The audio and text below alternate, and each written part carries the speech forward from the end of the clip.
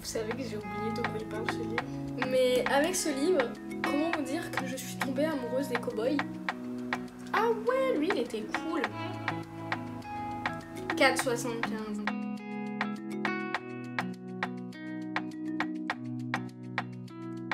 Hello, moi c'est Océane et je vous retrouve aujourd'hui pour une nouvelle vidéo. Je suis trop contente de vous la faire. Aujourd'hui je reviens pour vous faire un petit bilan lecture. Ça va être mon petit bilan de lecture de ces derniers mois. Parce que du coup pendant 2-3 mois je vous avais pas fait de vidéo. Et du coup je vais revenir sur mes lectures du mois de février. Et en mars et en avril j'ai seulement lu un livre. Donc je vais vous parler de ces 2 livres également. Donc en tout je vais vous parler de 12 romans que j'ai pu lire en 3 mois. Il y a dans l'ensemble de très très bonnes lectures. Je crois qu'il n'y a pas de coup de cœur dans cette vidéo, mais il y a des très très bonnes lectures. Donc j'ai hâte de vous en parler. Donc voilà. Le premier roman dont je vais vous parler, il s'agit de The Bucket List, donc le tome 1 de la saga Heartplayer, écrit par Alice Desmerveilles et publié chez la maison d'édition Plume du Web, qui est une maison d'édition que j'aime beaucoup. Ce tome 1 je l'avais acheté d'occasion il y a quelques temps, je sais même plus trop quand je l'avais acheté, mais je l'avais acheté parce que c'était une trilogie qui me tentait beaucoup. Donc ici on est sur une sport romance dans le milieu universitaire. On va suivre le personnage de Lily, qui est une fille assez rigide, qui s'amuse pas tellement. Elle a ses propres règles, voilà, elle a sa vie toute bien rangée. Et du coup avec sa meilleure amie, elles vont avoir l'idée de se faire des bucket lists. Donc sa meilleure amie va lui créer sa bucket list et elle va créer la bucket list de sa meilleure amie afin qu'elles sortent un petit peu de leur zone de confort et qu'elles puissent un petit peu s'amuser. La romance va se faire entre Lily et Maël. Maël c'est le quarterback de l'équipe de football. Maël joue avec le frère de Lily et d'ailleurs Maël habite dans une maison avec quelques-uns de ses coéquipiers jusqu'au jour où Lily et sa meilleure amie vont débarquer dans leur maison afin de les remettre un petit peu sur le droit chemin pour qu'ils arrêtent un petit peu leur connerie de faire des fêtes, de voir des filles et plus de se concentrer sur le foot. Et il va y avoir une petite romance entre Lily et Maël. Franchement j'ai beaucoup aimé cette romance, c'était une lecture hyper fluide, hyper légère, hyper mignonne. J'ai adoré les 2 personnages principaux. Je les ai trouvés trop cute ensemble et il y avait vraiment des scènes hyper mignonnes. Le gros point positif de ce roman c'est vraiment le fan family, en tout cas le début de ce fan family, donc avec toute l'équipe. On apprend à connaître les mecs etc. et notamment les protagonistes du tome 2 et du tome 3 qui sont des amis de Maël. Et j'ai d'ailleurs super hâte de lire le tome 2. Le tome 2 il est sur l'histoire de Ted et c'est un personnage qui m'a vraiment intriguée et j'ai trop hâte d'avoir son histoire. Donc voilà, une romance universitaire que j'ai vraiment beaucoup aimée. Ça faisait longtemps que j'en avais pas lu quand je l'ai lu et ça m'a fait plaisir d'en relire. C'est vrai qu'avant je lisais énormément de romances universitaires ou de sport romance. Maintenant j'en lis un petit peu moins parce que c'est moins ce que je préfère, mais j'aime toujours en lire. Et donc voilà, je lui ai mis la note de 3,75 sur 5, donc une très très bonne lecture. Après c'est pas un coup de cœur, c'est vraiment une lecture simple, légère, sans prise de tête. Si vous voulez un petit truc à lire vraiment cool, je vous le conseille. Et du coup j'ai hâte de lire le tome 2 et 3. Je me suis d'ailleurs déjà pris le tome 2 sur ma liseuse, donc hâte de le découvrir. Ensuite je vais vous parler de Échec et Maths, écrit par Max Sick et publié chez Mera Édition. Je l'ai reçu grâce à la plateforme NetGalley, donc merci à la maison d'édition pour m'avoir envoyé ce livre en service de presse numérique. Donc ce livre c'est un roman policier qui se passe en Finlande. Je pense que c'est l'un des premiers romans ou un des seuls romans que je lis qui se passe dans ces pays-là. Je lis pas trop des pays de l'Est comme ça, j'en lis pas beaucoup. Donc voici le personnage de Milo qui est un profiler et qui travaille parfois donc avec les policiers quand ils font appel à lui. Et donc là un jour les policiers vont faire appel à lui car ils vont découvrir plusieurs corps qui seraient liés au jeu d'échecs. Donc on aurait un tueur en série qui ferait un petit peu tourner en bourrique les policiers. Les policiers vont faire appel à Milo. J'ai mis la note de 3 étoiles à ce roman. C'est un roman que j'ai aimé, en tout cas j'ai beaucoup aimé la fin, j'ai beaucoup aimé les révélations finales. Surtout que voilà, la fin, on a un rythme qui est un petit peu plus rapide, on a toutes les révélations finales. J'ai vraiment été surprise par les révélations finales, par l'intrigue, etc. Et ça m'a vraiment plu, mais j'ai vraiment eu du mal à me mettre dans l'histoire, à rentrer dans l'histoire, à m'attacher au personnage. Je me suis attachée à aucun personnage, clairement. J'ai trouvé que la plume de l'auteur n'était pas vraiment très fluide, c'est pas une plume addictive où parfois quand je lis un thriller, je n'arrive plus à m'arrêter et je lis et je lis et je lis. C'était pas le cas avec ce roman, mais j'ai aimé un petit peu suivre l'enquête. Comme je vous dis, j'ai vraiment surtout aimé la fin. Je dirais les 25-30 derniers pourcents étaient vraiment cool.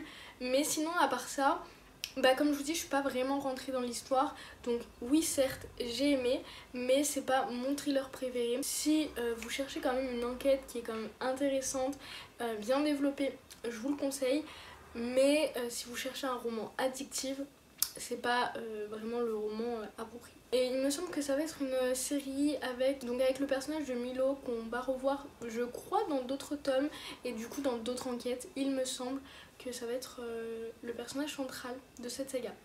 Voilà. Maintenant je vous parle de Monrose, écrit par Sabine Loeb, que j'ai reçu par l'autrice. Donc je remercie infiniment l'autrice de m'avoir envoyé son roman en service de presse numérique. Donc c'est un intégral qui comporte le tome 1, le tome 2 et entre ces deux tomes il y a, il me semble, 2 nouvelles à lire qui permettent vraiment d'enchaîner le tome 1 et le tome 2 et de vraiment bien comprendre l'histoire. Dans ce roman, on va suivre le personnage de Ciara. Je crois quand on commence le roman, elle est assez jeune, elle doit avoir 16-17 ans. Elle va devoir aller vivre chez son père par obligation, sauf qu'elle ne s'entend pas avec son père. Son père est quelqu'un de froid, avec qui elle n'a pas vraiment de lien, mais elle va quand même devoir y vivre, surtout que ça fait très longtemps qu'elle n'a pas eu de contact avec lui. Elle va faire la rencontre de Roman. Roman a 29 ans. Et ils vont passer une nuit ensemble. Il me semble que quand ils passent la nuit ensemble, ils ne savent pas exactement quel âge à l'autre. Lui ne se doute pas en fait qu'elle est mineure et qu'elle est assez jeune. Et en fait, ils vont passer une nuit ensemble. Ils vont avoir une connexion, un lien qui va se créer pendant cette nuit-là. Et ils vont jamais s'oublier. Quelques mois plus tard, il me semble, ils vont se retrouver à Londres et ils vont devoir travailler ensemble. Ça va être leur histoire sur 2 tomes, donc c'est du age gap. J'adore les différences d'âge, moi dans les romans, c'est quelque chose que je kiffe. Je sais que beaucoup n'aiment pas, personnellement je kiffe. Et là vraiment j'ai adoré cette histoire. En fait on est vraiment pris avec ces 2 personnages dans leur histoire. On va les voir grandir au fil des années, vraiment le roman il se passe sur peut-être 5-10 ans, enfin il y a vraiment un long espace-temps, donc on les voit évoluer. Il y a vraiment une psychologie des personnages, notamment le personnage de Ciara qu'on rencontre qui a 16-17 ans. Elle est toute jeune, elle est perdue, elle sait pas encore ce qu'elle veut dans la vie, mais elle est très mature pour son âge et il y a des choses qu'elle sait ce qu'elle veut et en tout cas elle veut Roman. Et voilà, ça va être leur histoire. J'ai beaucoup aimé le personnage de Roman, je me suis vraiment beaucoup attachée à eux. Je trouve que de les suivre sur 2 tomes permet qu'on en sache vraiment énormément et qu'on comprenne toute leur histoire. Il me semble que j'ai lu les 2 tomes d'un coup, enfin j'ai pas fait de pause et j'ai pas fait genre un tome 1, un tome 2. J'ai vraiment lu ce roman comme une intégrale et donc j'ai tout lu d'un coup. C'était vraiment génial. C'est long, forcément, je crois que c'est quand même un bon petit pavé, mais en même temps c'est addictif. Je suis tombée amoureuse de la plume de l'autrice qui était vraiment hyper addictive, hyper agréable à lire, hyper belle. Il y a vraiment des très jolies citations dans ce roman. Comme je vous dis, ce roman il parle de plusieurs sujets. On va voir un premier amour, on va avoir de la séparation, on va avoir des secrets de famille, on va avoir des trahisons. Enfin, on a vraiment plein d'aspects, l'aspect familial, l'aspect amoureux, l'aspect amical. On va avoir plein de thématiques qui sont abordées dans ce roman et j'ai vraiment trouvé que c'était hyper bien fait. C'est le premier roman que je lis de cette autrice et ce sera pas le dernier, ça je peux vous l'assurer. Je lui ai mis la note de 4 étoiles sur 5. Vraiment c'était génial et je ne peux que vous le recommander. Ensuite je vous parle du petit Wicked Game écrit par Anita Higgins et publié chez la maison d'édition Addictive. Si vous me connaissez, vous savez que Anita Higgins est une de mes autrices préférées, que je lis tous ses romans. J'ai d'ailleurs précommandé là son prochain qui sort en juin, dans 2 semaines. J'ai trop hâte. Donc ici également on est sur un âge gap. Dans ce roman on va suivre Amaya. Amaya c'est une jeune femme qui était partie en Italie, il me semble pour travailler ou pour finir ses études, mais je crois que pour travailler. Bref, et elle revient sur Londres, mais elle revient un petit peu en urgence. Elle explique pas vraiment à son frère pourquoi elle revient vite comme ça. Son frère a une copine et je crois qu'il ne peut pas l'héberger chez lui, en tout cas pendant 2-3 semaines. Il n'est pas là et du coup il peut pas l'héberger chez lui. Du coup il va demander à Hunter, qui est son meilleur ami, s'il peut héberger Amaya pendant quelques temps, juste le temps qu'il revienne et que ce soit lui qui puisse héberger sa soeur. Donc Hunter il accepte pas de bon cœur. Il accepte surtout parce qu'il a plutôt une dette envers le frère d'Amaya. Mais il accepte tout de même et il lui dit oui t'inquiète, je prendrai bien soin de ta soeur. Hunter, faut savoir que c'est un homme qui est assez froid, qui parle très peu. C'est un neurochirurgien, donc il a une très très bonne carrière. Mais niveau interaction sociale, bah, il a 0 sur 20, vraiment, il est vraiment très très nul à ça. Mais pourtant, quand ils vont commencer à habiter ensemble, à se côtoyer et à parler, à apprendre à se connaître, un lien va se créer entre les deux et Hunter va commencer à ressentir des choses que d'habitude il ressent pratiquement rien quoi. Et Amaya lui fait ressentir des émotions, même si c'est des émotions telles que la colère, elle l'énerve etc. Mais bah, ça fait ressortir quand même une émotion chez lui. Et on est, comme je vous l'ai dit, également sur un âge gap. Je crois qu'ils ont seulement une dizaine d'années d'écart. C'est pas un âge gap très très important. J'ai beaucoup aimé. Donc c'est Dark Romance avec, pour public averti, avec trigger warning au début. C'est pas le roman le plus compliqué ou le plus difficile à lire. C'est pas la pire Dark Romance que j'ai pu lire. Personnellement, je le qualifierais pas trop en dark romance, mais il y a des sujets dark. Et je le répète, ce roman est quand même pour un public averti et majeur avec trigger warning. Je lui ai mis la note de 4 sur 5, donc c'est une très très bonne note. Maintenant, je pense que je m'attendais à un coup de cœur, surtout venant d'Anita Riggins, qui est une autrice dont j'ai lu vraiment la plupart de ses livres. Et c'est une autrice où j'ai eu pas mal de coups de cœur quand même pour ses romans. Celui-ci, j'ai beaucoup aimé. Maintenant, je pense que j'ai trouvé un petit peu des longueurs. J'ai aimé le personnage d'Amaya. J'ai pas forcément surkiffé le personnage d'Hunter. Il fait pas partie de mes book boyfriends préférés. Mais j'ai aimé. Il y avait des choses qui, pour moi, je les avais vues venir. Donc j'ai pas été vraiment très surprise de la fin ou quoi. J'ai bien aimé. Franchement, 4 sur 5, c'est une très très bonne note. Mais j'avoue que me connaissant, d'habitude j'ai des petits coups de cœur pour Anita Riggins et celui-ci n'en fait pas partie. C'était vraiment un très très bon roman. C'est peut-être pas mon préféré d'elle. Après j'aime beaucoup cette couverture. Voilà, il est quand même pas mal à noter, donc je l'ai quand même beaucoup kiffé. Pas mal de citations, etc. Un livre que je vous conseille s'il vous tente.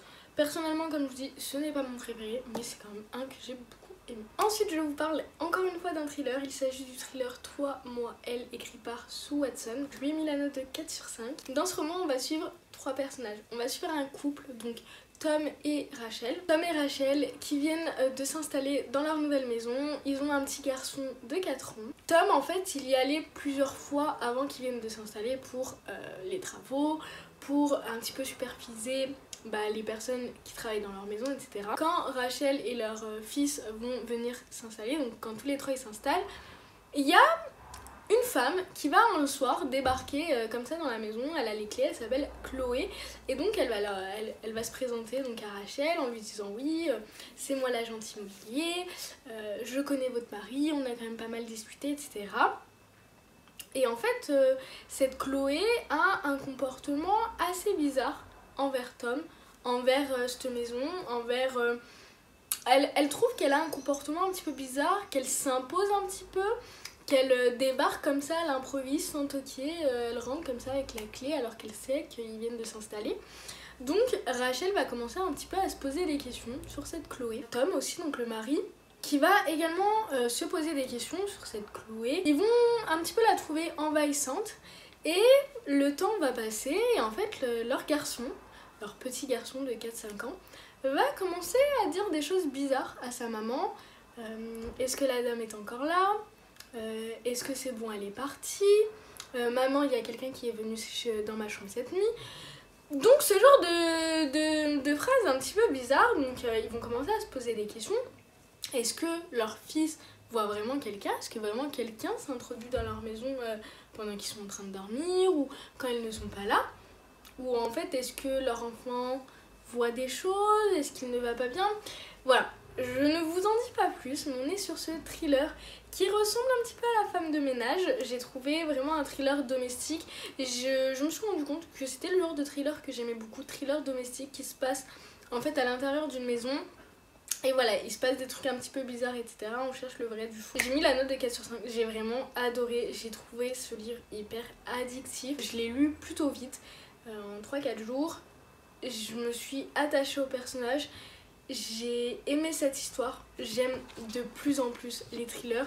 Après je me rends compte que je peux pas en lire trop en même temps parce que sinon j'ai l'impression qu'un peu tout est pareil ou je fais un petit peu trop de comparaisons ou quoi. Mais d'en lire vraiment une fois de temps en temps, qu'est-ce que ça fait plaisir et ça me fait travailler aussi un petit peu, ça me fait travailler le cerveau. J'essaye de chercher l'intrigue, qu'est-ce qui s'est vraiment passé, quel est le vrai du faux et tout. Bref, j'ai beaucoup aimé et je vous le conseille beaucoup. Ensuite, j'ai lu un autre thriller après celui d'avant. J'ai lu le roman La famille d'en face écrit par Nicole Tropp.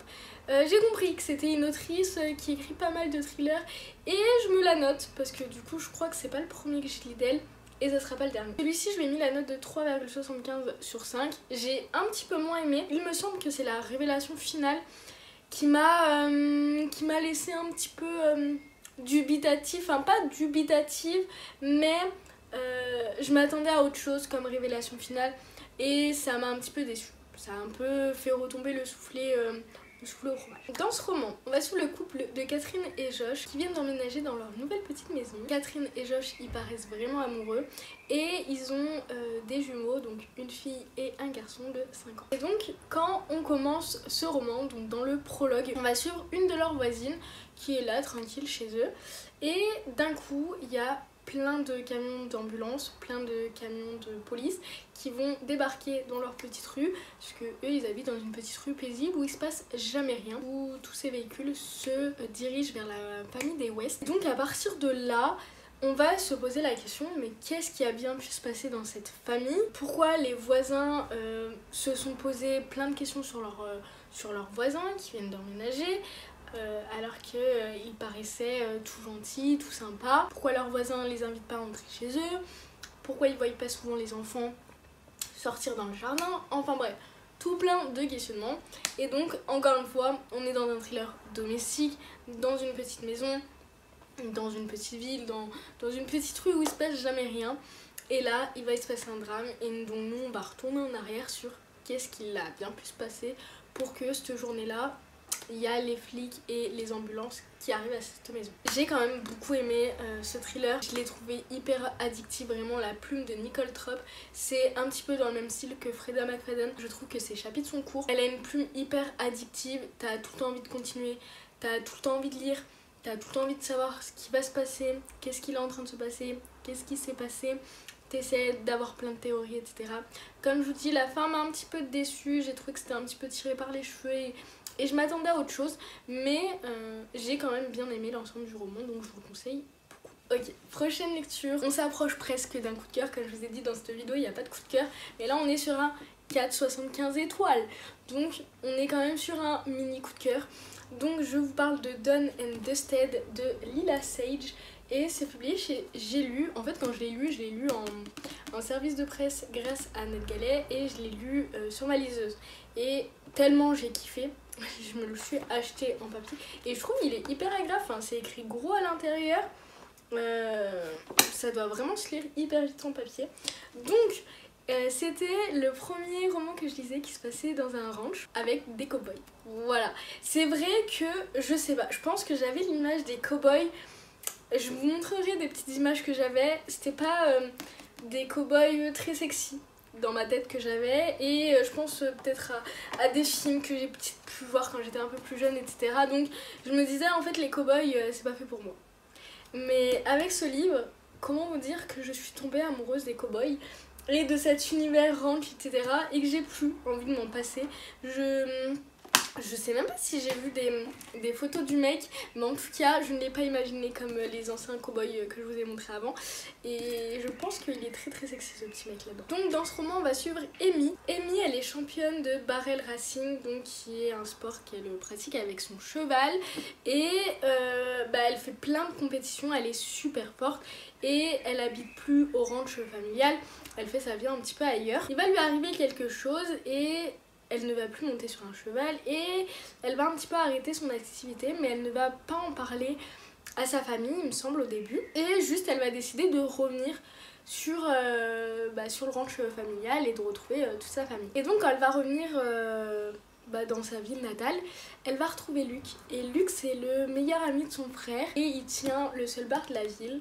Et Luc est aussi devenu très sexy et très charmant et très sympa en fait. C'est vrai que quand ils étaient un petit peu plus jeunes, ils avaient une relation un petit peu plus fraternelle. Lui, il était là juste pour l'embêter.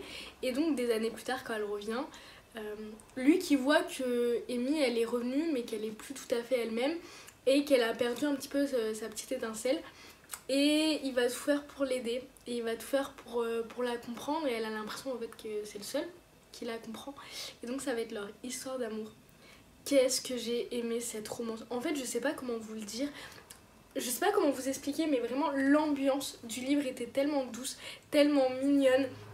On est voilà au ranch avec les chevaux et ils font leur truc ensemble et en fait je sais pas, l'ambiance était trop bien. Il y a un fan family qui est incroyable avec toute sa famille, tous les amis. J'ai adoré, j'ai vraiment adoré et même moi je suis la première choquée. Et du coup là j'ai trop envie de lire la série Chestnut Spring de Elsie Silver il me semble, si je dis pas de bêtises, et je crois que le premier tome c'est Flawless. Trop hâte de lire cette saga parce que c'est une saga avec des cow-boys. Bon voilà, c'est mon dada donc je pense que ça sera bientôt chose faite. Mais si vous cherchez une romance avec des cow-boys dans un ranch, lisez ce livre là, il était trop bien et j'ai trop hâte que les prochains tomes sortent. Je sais qu'ils ont beaucoup marché aux États-Unis parce que j'en ai vu pas mal, enfin j'en ai beaucoup entendu parler. Et en français, j'en ai un petit peu entendu parler quand il est sorti, mais là c'est vrai que j'en entends plus trop parler. Du coup, foncez si vous voulez lire, il est génial. Maintenant, je vous parle du roman de Westwell, écrit par Lena Kiefer aux éditions Nox de chez Albin Michel, qui est le nouveau label donc de chez Albin Michel. J'avais entendu vraiment beaucoup d'avis très très positifs sur cette saga, et notamment ce premier tome. Donc je vous avoue que j'avais... moi on me l'avait vendu comme un peu une histoire à la Gossip Girl. Faut savoir c'est une série que j'ai adorée quand j'étais plus jeune, que j'ai revue, enfin bref. Une série avec une ambiance que j'adore. Et en fait je pense que je me suis un petit peu trop mis cette idée dans la tête. Et du coup en le commençant, j'ai senti l'ambiance, mais forcément c'était pas pareil. Et je sais pas pourquoi, je m'attendais vraiment à un truc un petit peu vraiment dans le même style. Et finalement pas tellement. Donc on va suivre le personnage de Helena Weston. Donc elle a sa famille à New York, mais elle ça fait 2 ans qu'elle a été un petit peu exilée. Elle a été exilée il y a 2 ans parce que sa sœur Valérie et son petit ami Adam sont décédés tous les deux 2 ans plus tôt. Suite à une fête, ils ont été retrouvés tous les deux morts. La famille d'Adam met la faute sur la famille d'Helena et du coup ils ont décidé d'exiler leur fille et de l'envoyer ailleurs. Pourtant, Helena, sa vie, elle est à New York. Elle rêve de revenir et donc du coup, 2 ans plus tard, ses parents la ramènent chez eux. Helena, en 2 ans, elle a quand même pris en maturité. Elle n'est pas passée à autre chose sur ce qui s'est passé et elle est convaincue qu'il y a quelque chose derrière la mort d'Adam et de Valérie. Parce qu'en fait la famille d'Adam, la famille Codwell en fait met tout sur la famille Westwell parce que pour eux c'est Valérie qui aurait pris de la drogue et qui aurait drogué leur fils et du coup il serait mort comme ça d'une overdose. Pourtant Helena elle est convaincue que sa sœur c'était pas une droguée et que sa sœur elle aurait pas tué son petit ami comme ça, ils avaient des projets, enfin elle est convaincue que c'est quelqu'un d'autre, que quelqu'un a fait du mal du coup à sa sœur et à son petit ami et elle veut mener l'enquête et elle veut surtout se venger de la famille d'Adam parce que c'est un peu à cause d'eux qu'elle a été exilée du coup. Quand elle revient à New York, elle a un seul objectif, trouver le coupable et surtout laver la réputation de sa sœur qui a été tachée par... tout ce que la famille d'Adam ont pu dire sur elle et en fait sa famille ne l'a pas défendue. Helena est l'une des seules à vouloir défendre sa sœur Valérie. Elle va se heurter à Jessia et Jessia c'est le petit frère d'Adam. À la base tous les deux ils sont censés se détester, sachant que comme je vous ai dit la famille Westwell monte un petit peu la tête aussi à Helena contre la famille d'Adam, et la famille d'Adam monte Jessica, donc le petit frère, contre les Westwell, et il l'invite surtout à détester Elena et sa famille. Sauf qu'en fait les deux vont se rencontrer et les deux vont avoir une image de l'autre assez différente et des sentiments vont naître petit à petit entre eux.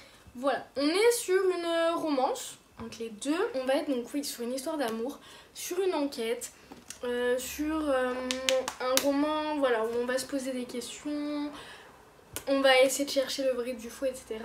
Il me semble que c'est une trilogie sur les deux mêmes personnages, donc j'ai hâte d'en savoir plus. Je vous avoue qu'en fait j'ai été déçue parce que je pense que j'avais trop d'attentes vis-à-vis de ce livre et que du coup il n'a pas correspondu à toutes les attentes que j'avais, et je pense que je m'étais fait une idée dans ma tête du bouquin et qu'en fait j'ai lu autre chose et c'est comme ça, et je pense que si j'aurais pas eu autant d'attentes peut-être qu'il m'aurait plus plu. Donc voilà, lecture sympa, mais j'ai vu vraiment des avis beaucoup plus positifs que le mien, mais je pense que c'est des gens qui n'avaient pas d'attente, tu vois, et juste ils ont kiffé leur lecture. Donc n'hésitez pas à le découvrir si vous tente. En vrai de vrai j'ai quand même beaucoup aimé, j'ai aimé les personnages, je me suis attachée à eux, je les ai trouvés intéressants. Maintenant, je vous avoue que je suis pas non plus hyper emballée de lire la suite. Est-ce que je vais l'acheter en papier? Je ne suis pas sûre. Est-ce que peut-être que je les lirai en e-book? Je pense que ce serait plus une possibilité. Voilà, en tout cas je les trouve quand même très très beaux. Donc ça se trouve juste parce qu'ils sont beaux je vais les acheter. Mais je les trouve très très beaux et c'est vrai que c'est pas, on va dire, une saga prioritaire. J'ai d'autres sagas où j'ai vraiment envie de continuer la saga. Celle-ci, elle est sympa à continuer dans l'année, mais c'est pas dans mes priorités. Mais en tout cas, j'ai quand même aimé l'univers. J'ai aimé voilà, qu'on soit dans le monde de New York, etc. Oui, j'ai vu l'univers de Gossip Girl, mais je pensais à autre chose. Je sais pas à quoi je pensais que j'allais avoir dans ce livre, mais je pensais à autre chose. En tout cas, c'est vraiment sympa et je vous conseille, puisqu'il était vachement cool quand même. Ok, je vous parle maintenant encore d'un thriller. Oui, il y a quand même pas mal de thrillers dans cette vidéo, mais comme je vous dis, j'aime vraiment de plus en plus en lire. Je vous parle de La Mère Secrète, écrit par Shalini Boland, que j'ai également reçu en service de presse de la part de NetGalley. Merci beaucoup NetGalley. J'ai adoré cette lecture. Je lui ai mis la note de 4,75 sur 5. Presque un coup de cœur, donc c'était vraiment vraiment génial. On va suivre une femme qui s'appelle Tessa Markham, qui rentre chez elle un beau jour. Et là elle trouve un enfant qui est dans sa cuisine et qui va l'appeler maman. Sauf qu'en fait c'est une jeune femme qui n'a pas d'enfant. Ou en tout cas c'est pas qu'elle n'en a pas, mais elle n'en a plus. Elle a perdu son enfant il y a quelques années. Elle ne sait pas qui est cet enfant, elle ne l'a jamais vu et elle ne sait pas comment il a atterri chez elle. Bien évidemment elle va appeler son ex, donc son ex-mari, avec qui elle a une relation un petit peu compliquée. Parce que du coup lui il a refait sa vie et en fait elle c'est son binôme quand même dans sa vie. Elle a partagé un long moment de sa vie, ils ont perdu un enfant, donc elle a besoin que cet homme il soit là pour elle, comme d'un ami en fait, sauf qu'en fait lui il en a rien à foutre. Et donc du coup bon, elle va l'appeler, il va quand même venir, il va lui dire mais t'as enlevé cet enfant, genre qu'est-ce que t'as fait? Elle va lui dire mais j'ai jamais enlevé cet enfant, enfin il s'est retrouvé dans ma cuisine, je suis rentrée à la maison, il y avait un enfant dans la cuisine, qu'est-ce que tu veux que je te dise? Faut qu'on appelle la police bien évidemment. Donc ils vont appeler la police arrive et en fait la police ne va pas vraiment croire la version de Tessa et va plutôt croire qu'en fait elle a enlevé cet enfant, qu'elle l'a kidnappé on ne sait où. Sachant que voilà, quand la presse va apprendre cette histoire, tout le monde va parler d'elle, ce qu'elle va pas être bien vue par la presse, par les journalistes, et tout le monde pense que c'est elle la coupable en fait. On est dans ce thriller psychologique tellement intense, tellement passionnant, je ne pouvais plus m'arrêter de le lire, je le trouvais génial. J'étais en mode mais qui dit la vérité, qui croire, est-ce qu'en fait elle est un petit peu folle, est-ce qu'en fait non elle est pas folle, genre elle n'a pas enlevé cet enfant, est-ce qu'elle s'en souvient plus, est-ce que on se pose mille et une questions, on a mille et une théories. C'était incroyable, la fin, les révélations finales j'étais choc barre. C'était incroyable, je n'ai rien vu venir. Je me suis laissée transporter par ce livre. Il était trop bien, vraiment, presque un coup de cœur. J'ai adoré, je ne peux que vous le recommander. C'était addictif, ça s'est lu vite. Tellement je l'ai lu vite, je l'ai lu en une journée. Voilà, je ne pouvais plus lâcher tellement je voulais savoir la fin en fait. Et c'était trop bien. Voilà, si vous devez lire un thriller, je vous conseille vraiment celui-ci. Encore une fois, vous voyez, thriller domestique qui se passe dans une maison. On change pas une habitude qui gagne. J'aime vraiment beaucoup ça et c'était trop bien. Et en fait sur ma liseuse aussi, j'en trouve pas mal. Dans l'abonnement Kindle, il y en a beaucoup des thrillers du coup que vous pouvez prendre gratuit. Et c'est trop bien en fait, ce livre là était génial. Dernier livre que j'ai lu au mois de février, il s'agit de Taste of Ethan Loves, écrit par Violin Wolf, que j'ai également reçu en service de presse de la part des autrices. Je remercie infiniment les deux autrices de me l'avoir envoyé. J'ai adoré la couverture, le résumé, j'ai vu H-Gap, j'ai dit je fonce, il est pour moi. Et j'ai adoré ma lecture. Je lui ai également mis la note de 4,75 sur 5. Donc comme je vous ai dit, pas de coup de cœur, mais que des très très bonnes lectures et des presque petits coups de cœur, tu vois. Dans ce roman, on va être sur une romance défendue, donc romance interdite avec un âge gap. On va suivre le personnage d'Ethan qui a perdu ses parents et depuis du coup qu'il a perdu ses parents, il n'est jamais retourné dans sa petite ville d'enfance. Mais lorsque son meilleur ami va lui proposer de venir avec lui pour passer les vacances d'été chez sa mère, il va tout de suite accepter parce que Ethan est amoureux depuis qu'il est plus jeune d'Ava, la mère de son meilleur ami. Il a quelque chose pour Ava. Ava a toujours été gentille, a toujours été là pour lui. Et donc quand ils vont se revoir, des années ont passé. Donc en fait, Ava ne va pas retrouver le petit garçon, le meilleur ami de son fils. Elle va découvrir un jeune homme qui a bien grandi. Donc ça va être une romance entre eux. Donc comme je vous l'ai dit, Ava est donc le meilleur ami de son fils. J'ai adoré cette romance interdite. Je me suis vraiment beaucoup attachée au personnage, que ce soit le personnage de Ava ou de Ethan. D'ailleurs, Ethan, juste un book boyfriend parfait, incroyable, tellement mimes. Et Ava, une femme qui sait ce qu'elle veut dans sa vie, qui est vraiment bienveillante, aimante, gentille, attentionnée, tout ce que vous voulez. Et en fait, quand elle va revoir le meilleur ami de son fils, elle va pas se dire tout de suite je crois que j'aime bien le meilleur ami de mon fils, tu vois.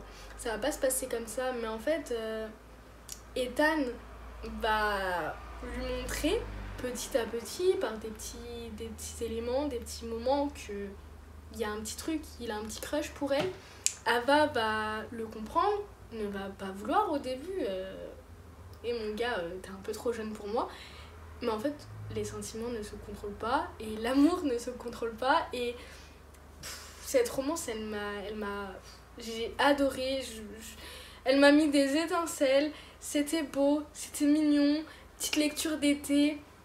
Romance interdite. Mais en fait, je ne pouvais qu'aimer H-Gap. Vous me mettez H-Gap, j'achète. Et j'aime. Et ça a été presque un coup de cœur. Voilà. Donc je sais que ce roman, il est pas pour tout le monde. Si vous aimez les âge gap et si vous aimez les romances interdites, je vous conseille. Il n'y a rien de gênant, il n'y a pas de trucs bizarres. De toute façon, ils n'ont pas de lien de sang. Le mec, Ethan, il est quand même majeur. Enfin, il doit avoir 21-22 ans. Enfin, il est grand, il sait ce qu'il fait. La maman, elle sait ce qu'elle fait. Et c'était trop bien, voilà. Donc un roman que je vous conseille qui prend son temps. Oui, c'est ça aussi, ça prend son temps. Ils vont apprendre à se connaître. Bref, c'était vraiment doux, c'était vraiment mimes. La plume de Violin Wolf, pépitas. C'était magnifique à lire. Vraiment, j'ai adoré et je peux que vous le conseiller. Maintenant, je vous parle encore une fois d'un thriller. C'est le dernier de la vidéo, vous inquiétez pas. Il s'agit d'une patiente exemplaire, donc c'est un tome 1. Et donc c'est le tome 1 de Isabelle Felding. Donc je crois que la saga s'appelle Isabelle Felding. Donc elle se porte sur le personnage de Isabelle Felding. Est-ce que vous avez compris? Donc dans ce roman, on va être dans un hôpital psychiatrique. On va suivre une infirmière qui s'appelle Léa.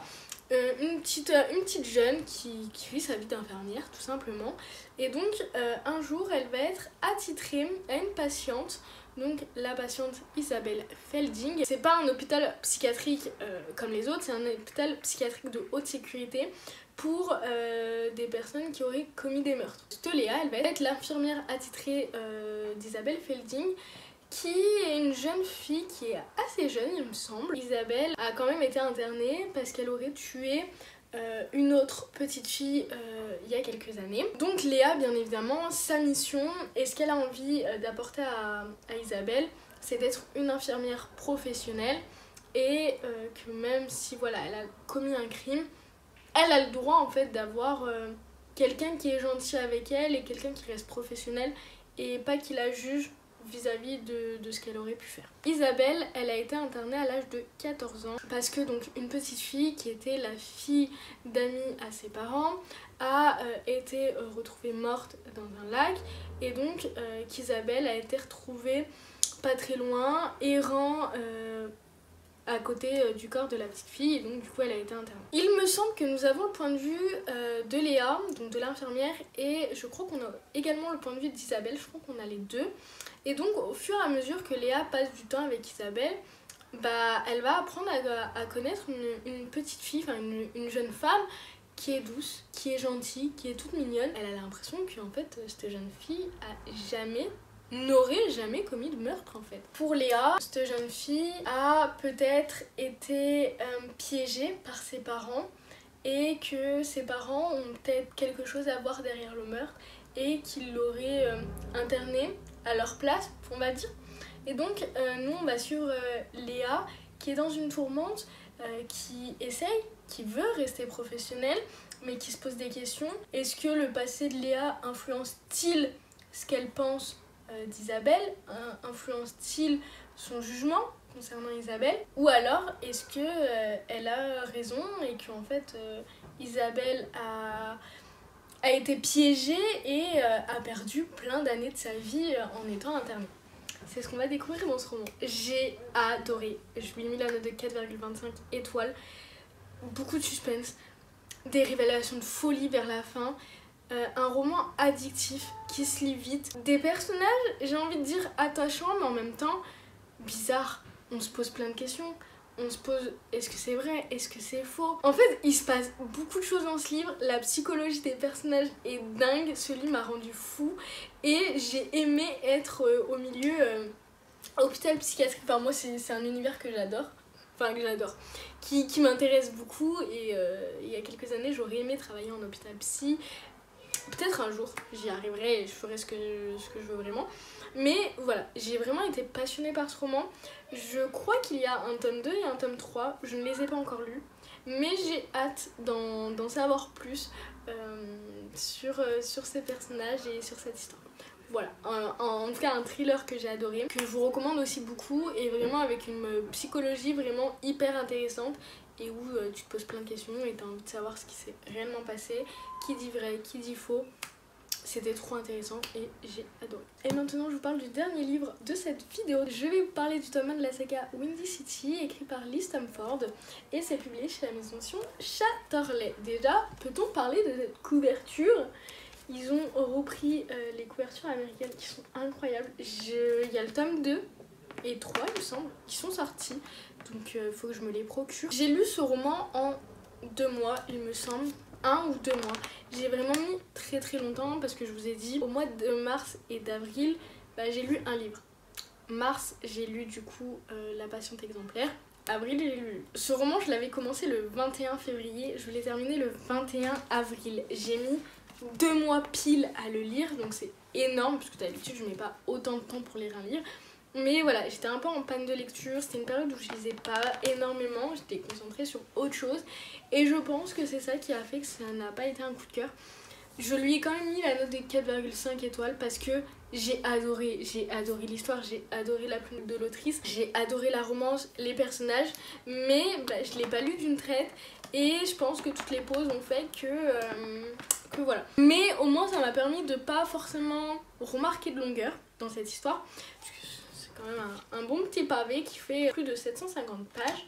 Donc en fait dans ce roman on va suivre Zanders qui est un joueur de l'équipe de hockey à Chicago. C'est un jeune homme vraiment très bon dans ce sport. Il a une réputation d'homme à femme et il a quand même une réputation assez mauvaise. Enfin, il fait souvent la une de la presse, enfin, pas très bien mis en valeur on va dire. alors que c'est un homme adorable dans sa vie privée, qui a des valeurs incroyables, enfin, c'est un amour ce mec. Mais c'est pas ce qu'il montre pour le hockey, et il aime, on va dire, jouer un jeu pour le hockey, mais être totalement différent dans sa vie privée. C'est son droit. Il va rencontrer le personnage de Stevie. Stevie, c'est une jeune femme qui est hôtesse de l'air et du coup qui va prendre un nouveau poste pour travailler en tant qu'hôtesse de l'air personnelle, mais elle n'est pas toute seule, c'est juste que eux ils ont un groupe d'hôtesses de l'air qui est dédié à leur trajet quand ils font des matchs en dehors de leur ville. Et du coup, ces hôtesses de l'air, ils ont toujours les mêmes. Quand Stevie et Xanders vont se rencontrer, il y a des étincelles qui vont se passer, il y a des étincelles. Xanders va tomber fou de Stevie et va tout faire pour la vouloir. Stevie, en même temps, elle a un passif avec les hockeyeurs et que du coup, elle les déteste. Et elle a aucune envie déjà de perdre son boulot, parce que si jamais elle a une relation avec un des hockeyeurs, elle perdrait son taf, mais elle déteste les hockeyeurs et elle a aucune envie de se remettre avec un sportif. J'ai adoré cette lecture, j'ai aimé les sujets abordés, j'ai vraiment aimé tous les sujets qui sont abordés dans ce roman. Déjà, Stevie, c'est une jeune femme qui m'a vraiment beaucoup touchée, c'est une femme qui n'a pas confiance en elle, qui n'a zéro confiance en elle, qui l'a perdue aussi à cause de sa relation familiale qui est horrible. Elle a une mère qui est horrible et dégueulasse avec elle, et par un de ses ex qui l'a considérée comme une moins que rien. Donc à cause de tout ça, elle a perdu confiance en elle, alors que c'est une femme juste incroyable et hyper forte. Et donc quand elle va rencontrer Xanders, vraiment ils vont beaucoup s'entendre tous les deux, mais elle veut pas d'une relation. Elle voit d'ailleurs comment il est considéré dans la presse et elle a pas envie d'un homme comme ça. Mais en même temps, quand elle apprend à le connaître dans la vie privée, elle se rend compte qu'il est pas comme ça. Et qu'en fait, il joue vraiment un rôle et elle n'aime pas ce fait qu'il joue un rôle et qu'il soit mal vu par la presse, etc. Et ça va être leur histoire qui est vraiment hyper mignonne, incroyable. Ça prend son temps en fait. Ils apprennent à se connaître, mais vraiment... Ils discutent, il y a une vraie évolution des personnages. Le personnage de Xanders, homme capable, ce mec, je l'ai trop aimé. Et on voit vraiment son évolution du tout début à la toute fin. Stevie, une femme archi forte, vraiment, je l'ai trop aimé. J'ai aimé le fan family, en tout cas le début du fan family. Je sais sur qui est le tome 2, donc ça va être sur le frère de Stevie. J'ai trop hâte. Et j'ai vraiment aimé les personnages, l'histoire, etc. Vraiment, comme je dis, je pense que ça n'a pas été un coup de cœur à cause de... J'ai mis 2 mois à le lire. Après, apparemment aussi, les meilleurs tomes, je crois que c'est le tome 2 ou le tome 3. Je sais plus. Mais j'ai trop hâte de lire les prochains tomes. En plus, ce que j'aime, c'est que dans chaque tome, on va suivre un sport différent. Donc dans le tome 1, c'est du hockey.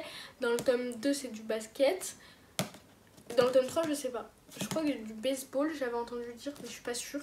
Donc je trouve ça trop bien. Donc j'ai trop hâte. Donc voilà pour Mile High, que j'ai vraiment adoré, mais qui n'a pas été un coup de cœur, mais c'était trop bien et je vous le conseille énormément. Voilà pour ma vidéo, j'espère qu'elle vous aura plu. Elle a été assez longue, mais au moins je suis à jour, et du coup comme ça le prochain bilan lecture, ça sera sur mes lectures du mois de mai. Voilà, en tout cas je vous fais plein de bisous et je vous dis à la prochaine pour une nouvelle vidéo. Gros bisous tout le monde, je vous aime.